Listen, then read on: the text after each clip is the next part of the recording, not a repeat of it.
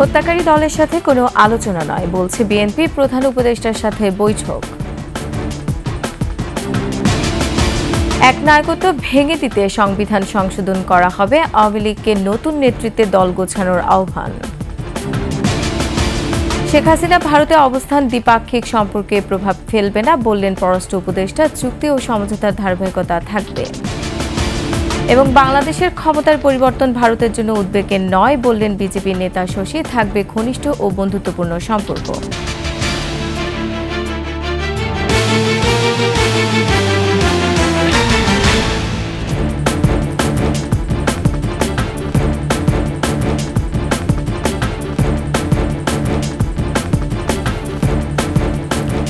শুনছিলেন first security ইসলামী bank PLC সংবাদ শিরোনাম। আমন্ত্রণ সকালের 21 সংবাদে, সাথে আছেন রোমান আমিন। দর্শক, 21 টেলিভিশনের সংবাদ একই সাথে সরাসরি দেখতে পাবেন আমাদের ফেসবুক পেজ www.facebook.com/124 অনলাইনে। হত্যাকারী দলের সঙ্গে কোনো আলোচনা চায় না বিএনপি। সংখ্যালঘু নিপীড়নের মিথ্যা ফাঁদ পেতে দেশের স্বাধীনতাকে নষ্ট করতে বিদেশ থেকে ষড়যন্ত্র চলছে বলেও দাবি করে দলটি। অন্তর্বর্তী সরকারের প্রধান উপদেষ্টা অধ্যাপক ডক্টর মোহাম্মদ ইউনূসের সঙ্গে বৈঠকের পর এসব কথা জানান বিএনপি মহাসচিব। বিএনপি ছাড়া আরও বেশ কয়েকটি দলের সঙ্গেও বৈঠক করেন প্রধান উপদেষ্টা। শিউলি শব্দমের রিপোর্ট। অন্তর্বর্তীকালীন সরকারের প্রধান উপদেষ্টা হিসেবে দায়িত্ব নেওয়ার পর প্রথমবারের মতো বিভিন্ন রাজনৈতিক দলের সঙ্গে কথা বলতে আমন্ত্রণ জানান অধ্যাপক ডক্টর মোহাম্মদ ইউনূস। এরই ধারাবাহিকতায় বিকেলে রাষ্ট্রীয় অতিথি ভবন যমুনায় যায় বিএনপির প্রতিনিধি দল। প্রধান উপদেষ্টার সঙ্গে বৈঠক শেষে সাংবাদিকদের ব্রিফ করেন দলের মহাসচিব মির্জা ফখরুল ইসলাম আলমগীর। জানান, ভারতে পালিয়ে গিয়েও সংখ্যালঘুসহ নানা ইস্যুতে দেশের স্বার্থবিরোধী কার্যক্রমে তৎপর হত্যাকারী দল। আমরা একটা কথা খুব স্পষ্ট করে বলেছি, এখানে এই যে তথাকথিত আপনার মাইনরিটির ওপরে অত্যাচার নির্যাতনের যে একটা গল্প ফাঁদা হয়েছে, সেই গল্পটা পুরোপুরিভাবে উদ্দেশ্যমূলক এবং বাংলাদেশকে মেলাইন করা, এই সরকারকে মেলাইন করা, ছাত্র জনতার আন্দোলনকে একেবারে নস্যাৎ করে দেওয়ার আরেকটি চক্রান্ত। বিএনপির পর জামায়াত ইসলামীর সঙ্গে বৈঠক করেন প্রধান উপদেষ্টা। পরে দলটি সাংবাদিকদের জানায়, ধর্মীয় কারণে নয়, সংখ্যালঘুদের উপর হামলা রাজনৈতিক। যে সব মামলাকে ধর্মীয় মামলা বলে চালায় দেওয়া যাবে না। এখানে একজন রাজনীতি করতো, সে রাজনীতির ক্ষেত্রে হয়তো বড় কোনো অপরাধ করেছে, মানুষের ক্ষোভের জায়গা থেকে তার উপরে প্রতিশোধ নিয়েছে। গণ অধিকার পরিষদ নেতারা আওয়ামী লীগকে নিষিদ্ধ করার দাবি জানিয়েছেন। আমরা অগস্ট বিপ্লব হিসেবে এই মাসকে উদযাপন করতে চাই। এটা আমাদের শোকের নয়, এটা আমাদের সুখের এবং শান্তির মাস। বৈঠক শেষে বাংলাদেশ জাতীয় পার্টির সভাপতি বলেন, অন্তর্বর্তী সরকার কতদিন থাকবে তার রোডম্যাপ দেওয়ার দাবি জানিয়েছেন তারা। আমরা যদি আসলেই দেখি মানবতা বিরোধী ওই টাইপের আওয়ামী লীগ নিজের অস্তিত্ব থেকে দূরে সরে গিয়েছে, আওয়ামী লীগ অন্যরকম দল হয়ে গেছে, তাহলে এই ধরনের দাবি তো আসতেই পারে। এই ধরনের দাবি তো অস্বাভাবিক, জামাতের বিরুদ্ধে আসে না এই ধরনের দাবি।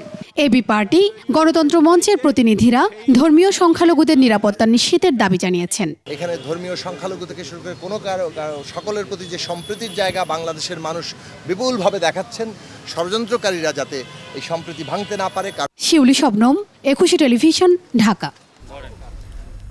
পাল্টা অভ্যুত্থানের চক্রান্তের বিষয়ে আওয়ামী লীগের প্রতি হুঁশিয়ারি দিলেন স্বরাষ্ট্র উপদেষ্টা অবসরপ্রাপ্ত brigadier general M Sakhawat Hossain. তিনি বলেছেন, ক্ষমতাচ্যুতরা আবার বিভিন্ন জায়গায় সংগঠিত হওয়ার চেষ্টা করছে। আওয়ামী লীগকে পুনর্গঠিত করার আহ্বান জানান এম শাখাওয়াত হোসেন। বলেন, সাবেক প্রধানমন্ত্রী শেখ হাসিনাকে কেউ দেশ থেকে বের করে দেয়নি, তিনি স্বেচ্ছায় চলে গেছেন। সংখ্যালঘুদের নিরাপত্তা নিশ্চিতেরও আশ্বাস দেন স্বরাষ্ট্র উপদেষ্টা। মানিক শিকদারের রিপোর্ট। আহত আনসার সদস্যদের দেখতে সোমবার সকালে সম্মিলিত সামরিক হাসপাতালে যান স্বরাষ্ট্র উপদেষ্টা। সে সময় তাদের উন্নত চিকিৎসার নির্দেশনা দেন তিনি। সাংবাদিকদের মুখোমুখি হয়ে গণ অভ্যুত্থান ঘিরে হতাহতের নানা তথ্য তুলে ধরেন। যাদের হাতে এই আনঅথরাইজড ওয়েপন আছে, আগামী 7 দিনের মধ্যে তারা নির্দিষ্ট থানায় জমা দেবেন। যদি জমা না দেন তাহলে 2টা চার্জ লাগবে।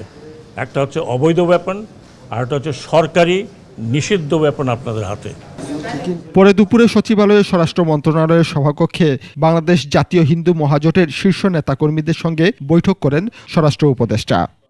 আমি যারা এগুলো করছে তাদের উদ্দেশ্যে বলছি, পলিটিক্যাল পার্টিগুলোর উদ্দেশ্যে বলছি, আপনারা আপনাদের এলাকায় এগুলো ঠিক করেন।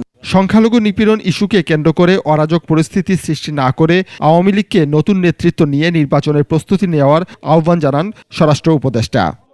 দয়া করে আপনারা দেশকে অরাজকতার মধ্যে ঠেলবেন না, ইনক্লুডিং সদ্য বিদায় হওয়া পার্টি। আপনারা পার্টি গোছান, আমরা আমরা আমরা হোম মিনিস্ট্রি থেকে আপনাদেরকে হেল্প করব যে আপনার পার্টি গোছান উইথ নিউ ফেস, নিউ অঙ্গীকার, এবং আশা করি যে through the political party act, ওই পলিটিক্যাল পার্টি অ্যাক্টের মধ্যে যারা পলিটিক্স করতে পারবেন, না পারলে করেন না। তো কনস্টিটিউশনটাই যদি কখনো হাত লাগানো হয়, কারণ কনস্টিটিউশনে হাত লাগাতেই হবে অনেক বিষয়ে। আমরা ডিক্টেটরশিপ চাই না, হ্যাঁ, আমরা জবাবদিহি সরকার চাই। সদ্য ক্ষমতাচ্যুত প্রধানমন্ত্রী শেখ হাসিনাকে দেশ ছাড়তে কেউ বাধ্য করেনি, তিনি স্বেচ্ছায় দেশ ত্যাগ করেছেন বলেও জানান স্বরাষ্ট্র উপদেষ্টা। আপনিও তাকে দিয়ে একে দিয়ে গন্ডগোল করাবেন, আমি আসতেছি, আমি যাব, আপনি আসবেন, আপনি আপনার দেশ আসেন না কেন। মানিক শিকদার, 21 টেলিভিশন, ঢাকা। পদত্যাগের পর শেখ হাসিনা ভারতে অবস্থান করলেও দেশটির সাথে সম্পর্ক অবনতির সুযোগ নেই বলে জানিয়েছেন পররাষ্ট্র উপদেষ্টা তৌহিদ হোসেন। ঢাকায় অবস্থানরত বিদেশি কূটনীতিকদের রাষ্ট্রীয় অতিথি ভবন পদ্মায় ব্রিফিংয়ে তিনি এসব কথা বলেন। আদিত্য মামুনের রিপোর্ট। চলমান পরিস্থিতি নিয়ে অন্তর্বর্তী সরকারের এটাই প্রথম কূটনৈতিক ব্রিফ। রাষ্ট্রীয় অতিথি ভবনে ঢাকায় নিযুক্ত ভারত, যুক্তরাজ্য, যুক্তরাষ্ট্র, রাশিয়া, চীন, ইতালি, অস্ট্রেলিয়া এবং ইউরোপীয় ইউনিয়ন সহ 36টি দেশ ও সংস্থার প্রতিনিধিরা যোগ দেন। কূটনৈতিকদের অন্তর্বর্তী সরকার গঠনের প্রক্রিয়া জানানোর পাশাপাশি সার্বিক পরিস্থিতিও তুলে ধরেন পররাষ্ট্র উপদেষ্টা। এ সময় তিনি জানান, আইন শৃঙ্খলা স্বাভাবিক করাই এখন সবচেয়ে গুরুত্বপূর্ণ বিষয়। মানবাধিকার, বিদেশি বিনিয়োগ, রোহিঙ্গা পরিস্থিতি নিয়েও কথা হয় বৈঠকে।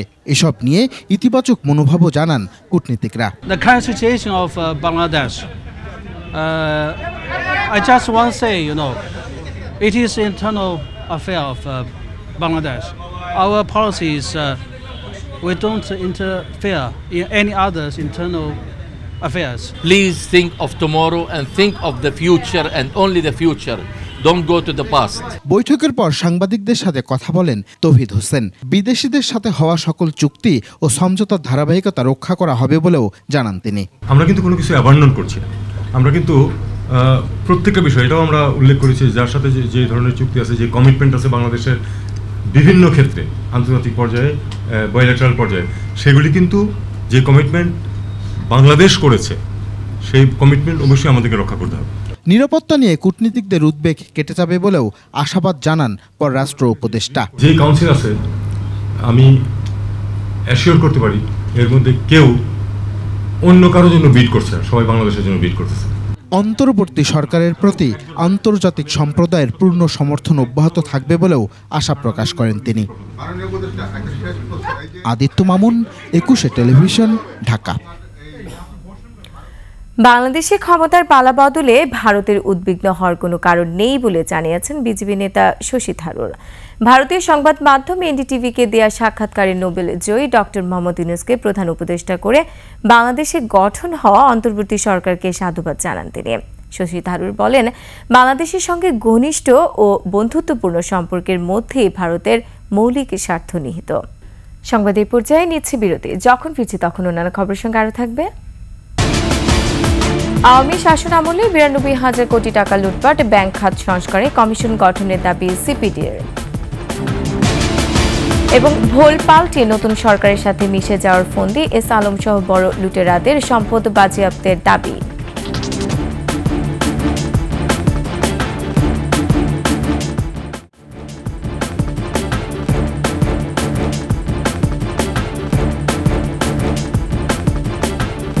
আবার আমন্ত্রণ সকালের ২১ সংবাদে। ২০০৮ সাল থেকে ২০২৩ সাল পর্যন্ত শুধু ২৪টি কেলেঙ্কারির মাধ্যমে ব্যাংক থেকে ৯২,০০০ কোটি টাকার বেশি লুটপাট করা হয়েছে বলে জানিয়েছে বেসরকারি গবেষণা প্রতিষ্ঠান সিপিডিএ। ব্যাংক খাতের সংস্কারে স্বাধীন ও শক্তিশালী কমিশন গঠনের দাবি জানিয়েছে সংস্থাটি। সিপিডি বলছে, এ খাতে এত লুটপাট হয়েছে যে এখন নতুন করে ঠেলে সাজানোর কোনো বিকল্প নেই। মেহেদী হাসানের রিপোর্ট। ব্যাংকিং খাতের সুশাসন ফিরিয়ে আনতে করণীয় কি তা পর্যালোচনা করতেই সেন্টার ফর পলিসি ডায়ালগ সিপিডির সংবাদ সম্মেলন। প্রতিষ্ঠানটি বলছে এ খাত এখন একটি সুবিধাভোগী গোষ্ঠীর হাতে চলে গেছে। ব্যাংকের জন্য প্রয়োজনীয় আইন থাকলেও কেন্দ্রীয় ব্যাংকের স্বাধীনতা বলতে কার্যত কিছু নেই। পরিবর্তন করে সেগুলোকে আরেকবার চেষ্টা সিপিডির মতে ব্যাংকগুলোকে শক্তিশালী করতে হবে, স্বাধীনতা সমুন্নত রাখতে হবে, তথ্যের সত্যতা ও সহজলভ্যতা নিশ্চিত করতে হবে, আইনি জটিলতায় আটকে থাকা খেলাপি ঋণের মামলাগুলো দ্রুত নিষ্পত্তির পরামর্শ সিপিডির। পরিস্থিতি উত্তরণে একটি স্বাধীন ও শক্তিশালী কমিশন গঠনের তাগিদ সংস্থাটির। শ্বেতপত্র প্রকাশ করতে হবে, হোয়াইট পেপার। হোয়াইট পেপারের অর্থ হলো যে যেসব দুর্নীতি ইত্যাদি হয়েছে সেই সব দুর্নীতির কার্যকারণ কি, কারা এগুলো করেছে। একটা banking reform commission, banking commission করতে হবে এবং এই ব্যাংকিং কমিশনটা স্বল্প মেয়াদী 3 মাসের একটা সুনির্দিষ্ট কার্যক্রম নিয়ে তারা স্বচ্ছভাবে কাজ করবে। গত 15 বছরে ব্যাংক খাতের নিয়ন্ত্রণ একটা গোষ্ঠীর হাতে চলে গিয়েছিল। অবাধে চলেছে লুটপাট। শুধু বড় 24টি দুর্নীতির ঘটনায় লুট হয়েছে 92,000 কোটি টাকারও বেশি, বলছে গবেষণা প্রতিষ্ঠানটি। জালিয়াতির মাধ্যমে টাকা বের করে নেওয়া, এখানে তো আসলে একটা যে জালিয়াতির মাধ্যমে অর্থ নিচ্ছে সে তো না, এটা এখানে অনেক ধরনের ব্যাংকের ভিতরের পরিচালনা পরিষদ, ব্যাংকের ম্যানেজমেন্ট সবাই কিন্তু একসাথে কাজ করে থাকে, তা না হলে তো এত বড় স্ক্যামগুলি হয়ে থাকে না। সিপিডি বলছে শুধু ব্যাংক নয়, পুঁজিবাজার, বিমা সহ প্রতিটি খাতেই একই কায়দায় লুটপাট হয়েছে। এগুলোকেও ঢেলে সাজাতে হবে। ব্যক্তি বা প্রতিষ্ঠান ভিত্তিক বিমা খাত বা পুঁজিবাজার গড়ে ওঠা এটি বন্ধ করতে হবে। কোনোভাবেই কোনো একটি ব্যক্তি বা প্রতিষ্ঠান ভিত্তিক কোনো খাত কোনোদিনই আসলে টিকতে পারে না। আমরা মনে করি যে এগুলো এই শুধুমাত্র ব্যাংকিং খাত না, পুঁজিবাজারের জন্য আসলে একটি আমি বলবো যে পুঁজিবাজার সংস্কার কমিশন দরকার আছে। অর্থ মন্ত্রণালয়ের অধীনস্থ ব্যাংক ও আর্থিক প্রতিষ্ঠান বিভাগ বিলুপ্ত করারও পরামর্শ দিয়েছে সিপিডি। তৈরি করে সেগুলোকে। মেহেদি হাসান, 21 টেলিভিশন, ঢাকা। ভোল পাল্টে নতুন সরকারের সাথে মিশে যাওয়ার ফোন দিয়ে এঁটেছে এস আলম সহ হাসিনা আমলের বড় বড় লুটেরারা। তবে ছাত্র জনতার দাবি শেখ হাসিনা পালালেও লুটেরারা টিকে গেলে বিপ্লব ব্যর্থ হয়ে যাবে। অবিলম্বে এদেরকে বিচারের আওতায় এনে সম্পদ বাজেয়াপ্ত করতে হবে। মেহেদি হাসানের রিপোর্ট। সাইফুল আলম মাসুদ চট্টগ্রাম ভিত্তিক প্রতিষ্ঠান এস আলম গ্রুপের এই কর্ণধার ছিলেন শেখ হাসিনার গেল 16 বছরের স্বৈরশাসনের সবচেয়ে বড় অলিগার্ক। তবে সরকার পরিবর্তনের সাথে সাথেই তাদের ভুল পাল্টাতে সময় লাগেনি। ডক্টর ইউনূসের নেতৃত্বাধীন অন্তর্বর্তী সরকারকে স্বাগত জানিয়ে বিভিন্ন পত্রিকায় বিজ্ঞাপন দিয়েছে তারা। যদিও সরকার এরই মধ্যে এ ধরনের বিজ্ঞাপন প্রচার না করার ব্যাপারে নির্দেশনা জারি করেছে। এর আগে শেখ হাসিনা জামানার 16 বছরে তার আশীর্বাদ দিয়ে ব্যাংক, বিমা ও আর্থিক খাতে লুটপাটের অন্যতম হোতা ছিল এই এস আলম গ্রুপ। তাদের প্রত্যক্ষ ও পরোক্ষ মালিকানা আছে ইসলামী ব্যাংক সহ 8টি ব্যাংক, কয়েকটি বিমা কোম্পানি ও ব্যাংক বহির্ভূত আর্থিক প্রতিষ্ঠান। এসব প্রতিষ্ঠানের পাশাপাশি বিভিন্ন ব্যাংক, বিমা, আর্থিক প্রতিষ্ঠান থেকে নামে বেনামে ঋণের নামে টাকা লুটপাট করেছে এ প্রতিষ্ঠান। কেন্দ্রীয় ব্যাংক সূত্রে জানা গেছে তাদের মোট ঋণ 1.5 লাখ কোটি টাকারও বেশি। পট পরিবর্তনের পর এরই মধ্যে প্রতিষ্ঠানটির 848 কোটি টাকা বেনামি ঋণ আটকে দিয়েছে ইসলামী ব্যাংক। 2017 সালে এস আলম ব্যাংকটি দখল করার পর অন্যায়ভাবে চাকরিচ্যুতদের ফিরিয়ে আনা হয়েছে। পাশাপাশি তাদের নিয়োগকৃত কর্মকর্তা কর্মচারীদেরও এখন আর ঢুকতে দেওয়া হচ্ছে না বেসরকারি খাতের শীর্ষ এই ব্যাংকটিতে। বিক্ষুব্ধ ছাত্র জনতা বলছে শুধু ইসলামী ব্যাংকই নয়, এই বর্ণচোরাদের সব জায়গা থেকে সমূলে উৎপাটন করে বিচারের আওতায় আনতে হবে। যখন আমরা নতুন করে দেশ স্বাধীন করেছি, স্বৈরাচারের পতন ঘটিয়েছি, তখন অনেকেই ব্যানার পরিবর্তন করে আমাদের সাথে মিশে যাওয়ার চেষ্টা করছে। আমরা এদের বিরুদ্ধে অত্যন্ত সচেতন। যারা ভুল পাল্টেছে তাদের ব্যাপারে হচ্ছে বিচার, আমরা তদন্ত সাপেক্ষে বিচার করার জন্য আহ্বান জানাচ্ছি এবং আমাদের যারা বন্ধু বড় ভাইরা এখন আজকে এই সরকার গঠনের অংশগ্রহণ করেছে তাদেরকে বলবো যে তারা যেন হুঁশিয়ার থাকে এই সকল সুবিধাভোগীদের কাছ থেকে। যারা ঋণের নামে ঋণ খেলাপি করেছে তদন্ত এবং আপিল বিভাগের মাধ্যমে সুষ্ঠু তদন্ত করে বের করে তাদেরকে অবশ্যই বিচারের আওতায় নিয়ে এসে এবং লুটপাটের টাকাগুলো বাংলাদেশে ফেরত নিয়ে আসা হবে। এদিকে বিভিন্ন গণমাধ্যমে প্রকাশিত প্রতিবেদন অনুযায়ী শুধু সিঙ্গাপুরেই $1 বিলিয়ন বেশি মূল্যের সম্পদ আছে এস আলমের। আরও কয়েকটি দেশে ছড়িয়ে ছিটিয়ে আছে তাদের সম্পদ, যার সবটাই দেশ থেকে পাচার করে নিয়ে যাওয়া। লুটে নেওয়া এসব সম্পদ অবিলম্বে বাজেয়াপ্ত করার করার দাবি গণ অধিকার পরিষদের। তারা একদিক থেকে ব্যাংক থেকে ঋণ নিয়েছে এবং এই ঋণ পরিশোধ না করে সেটি আসলে সেই টাকা শেখ হাসিনাকে দিয়েছে যাতে করে তারা তাদের ব্যবসাকে প্রসার করতে পারে।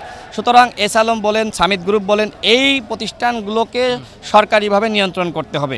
নতুন যে সরকার বাজেয়াপ্ত করে এটিকে আপনার সরকারিভাবে নিয়ন্ত্রণ করতে হবে এবং সরকারের সম্পদ হিসেবেই ঘোষণা করতে হবে। কারণ তারা এই যে সম্পদের যে অঢেল যে সম্পদ তারা গড়ে তুলেছে এটি কিন্তু তাদের টাকায় না, এটি জনগণের টাকায়। 21 টেলিভিশন সহ বেশ কয়েকটি গণমাধ্যমও অবৈধভাবে দখল করে নিয়েছিল S Alam group. Mehedi Hasan, 21 television, Dhaka. হত্যাকারী দলের সাথে কোনো আলোচনা নয় বলছে বিএনপি প্রধান উপদেষ্টার সাথে বৈঠক।